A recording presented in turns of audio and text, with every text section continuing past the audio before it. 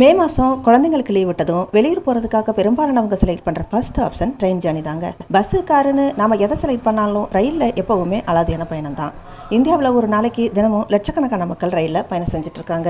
இதனால் பயணிகளோட பாதுகாப்புக்காக Indian railway சில விதிமுறைகளை ரீசெண்டாக கொண்டு வந்திருக்காங்க.